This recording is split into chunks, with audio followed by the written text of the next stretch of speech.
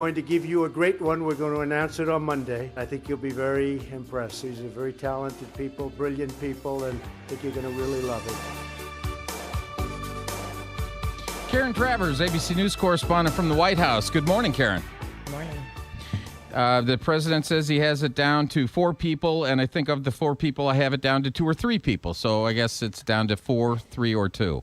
Yeah, I think it just kind of depends on the moment you ask him. But we are told that the front runners are Brett Kavanaugh, Amy Coney Barrett, and Raymond Kethledge, all federal appeals court judges. Staff are preparing for any of those 3 to be the eventual nominee. But one source told us that they are fully expecting this is going to be a roller coaster ride over the next 3 days. The president's in New Jersey, no public events. He says he's going to huddle with Vice President Pence and other senior officials.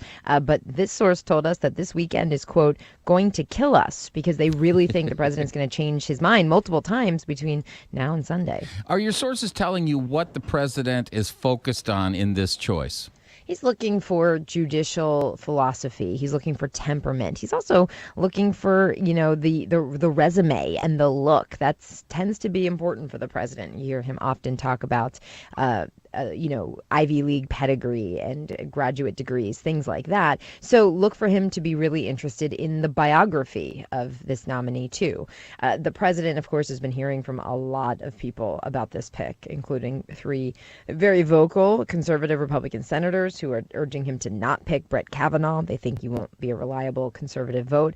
I got to say, a lot of people I've spoken to who know Kavanaugh from the Bush administration, which I covered, say they're just scratching their heads at this idea that Brett Kavanaugh is suddenly a liberal, or that he'd be voting with the liberals. But it just shows how, frantic and furious these debates can be, and the push to sell or sink another contender. Once that pick is announced, are people lining up in favor and against this proposed pick already? Even though we don't know, it's narrowed down to 3, but yeah. the lines must be forming in the sand. We've gotten hints, from some senators, but they're mostly talking in broad brushstrokes. Nobody's, explicitly saying yet, I will not vote for candidate X, just if they end up being if they end up being the pick. The numbers game, the, counting the votes and all of that will begin Tuesday, or probably Monday night, 1 second after the president announces the name. And that nominee will start the sales pitch on Capitol Hill on Tuesday, making his first or her first appearance up there for meetings. I know there's a lot of pressure on senators like Olympia Snowe and one other, and I'm drawing a blank on that, forces putting a lot of money into those states. Is there any indication that a vote might be held up till after the election? No, there's almost, I never want to say never in Washington, but I would say there is a less than 0.1% of that happening. Mitch McConnell said this nominee will get a vote before the midterms. They want them in place in time for the court to come back in session in October. That's the goal that the White House would like to see, and that's what Mitch McConnell has said he would push forward on.